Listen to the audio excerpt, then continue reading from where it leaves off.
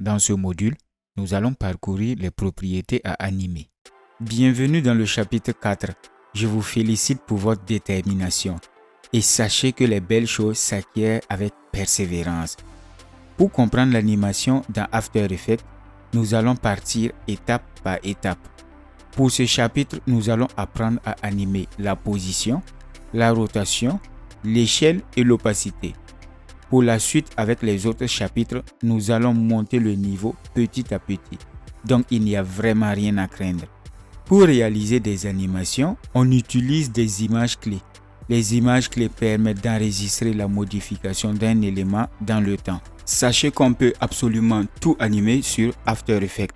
Nous n'allons pas faire le tour des outils parce que nous allons les découvrir au fur et à mesure. Et c'est presque les mêmes outils comme sur Photoshop. On se rend au niveau de cette petite flèche. On déroule avec un clic. On retrouve une propriété nommée transformer. Avec une petite flèche, on déroule et on retrouve 5 autres propriétés dont le point d'ancrage, la position, l'échelle, la rotation et l'opacité. À côté des propriétés, il y a l'icône du chronomètre qui montre que l'élément devant lequel il apparaît peut être animé. On fait le tour de ces propriétés pour vous montrer comment ils réagissent en commençant par l'opacité. L'opacité permet de contrôler la visibilité.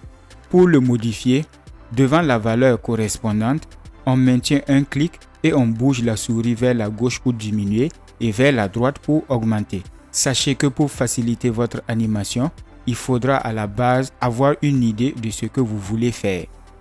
Moi, je veux qu'à 0 secondes, l'ordinateur soit invisible et qu'il retrouve progressivement la visibilité totale à 2 secondes.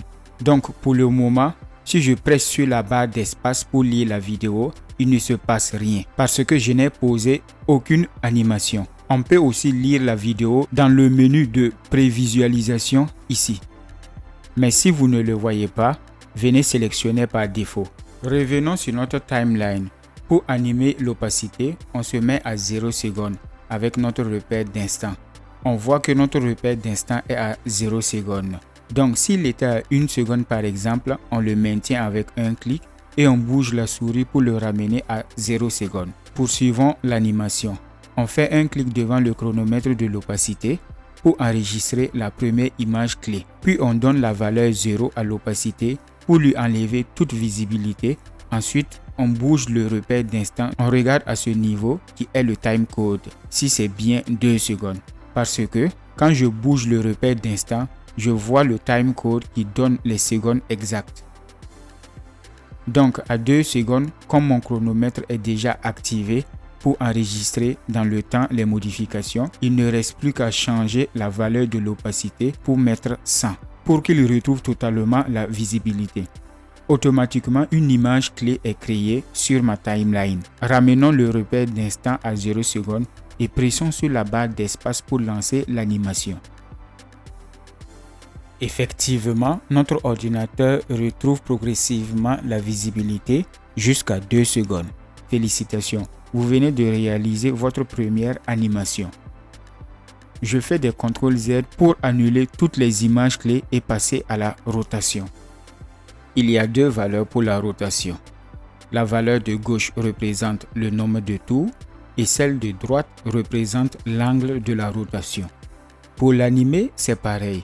Je me positionne sur le temps que je veux pour le départ et j'active le chronomètre devant la rotation.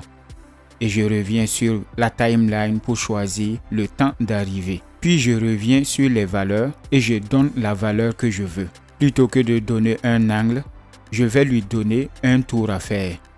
CTRL Z pour revenir en arrière. Donc, je clique et je mets 1 qui correspond à un tour ou 360 degrés si je voulais utiliser l'angle. Je ramène mon repère d'instant à 0 secondes, puis je lance la lecture avec la barre d'espace. On revient en arrière avec CTRL Z et on passe à l'échelle. L'échelle a 2 valeurs liées entre elles par une chaîne. La valeur de gauche, c'est pour l'axe X et la valeur de droite, c'est pour l'axe Y. Ne vous inquiétez pas, avec une démonstration, ça sera plus simple. Lorsque la chaîne est activée, Si je maintiens un clic et je bouge la souris pour changer la valeur à gauche ou à droite, les deux valeurs changent en même temps et on observe ça sur l'écran de visualisation. Mais quand je désactive et je change la première valeur, je vois que l'échelle se modifie suivant l'axe X. Et quand je change la deuxième valeur, l'échelle se modifie suivant l'axe Y. Je remets ma chaîne, je passe aussi à son animation. Je sélectionne mon temps de départ, j'active le chronomètre, je reviens apporter ma modification, puis je détermine un point d'arrivée. Je valide avec la touche Entrée, je ramène mon repère d'instant au point de départ, puis je presse sur la barre d'espace pour lire mon animation.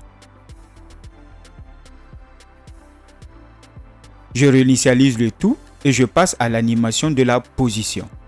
La valeur de gauche représente le déplacement sur l'axe X et la valeur de droite représente le déplacement sur l'axe Y. On peut aussi animer en commençant par la fin. Pour l'animation que je veux réaliser, je veux qu'au début de la vidéo, l'ordinateur quitte la gauche et vient s'arrêter à cette position. Comme l'ordinateur est déjà à sa position finale, je viens sélectionner une seconde qui représente l'animation finale. J'active le chronomètre, je bouge le repère d'instant pour choisir mon deuxième point. Je reviens à la valeur de X et je bouge l'ordinateur jusqu'à ce niveau. Je lance l'animation et voilà.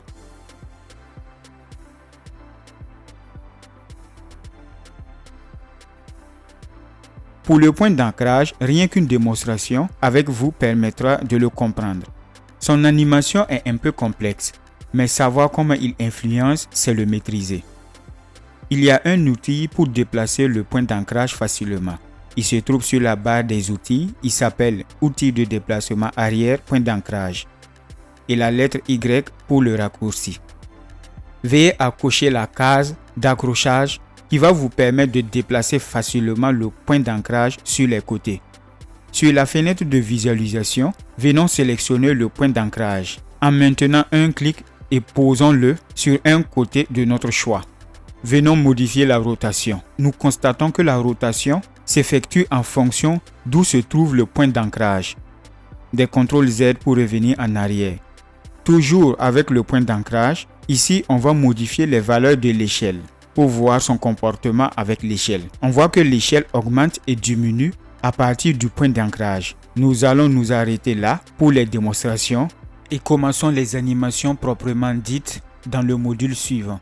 En attendant, n'oubliez pas d'aimer la vidéo, de vous abonner et d'activer la cloche de notification.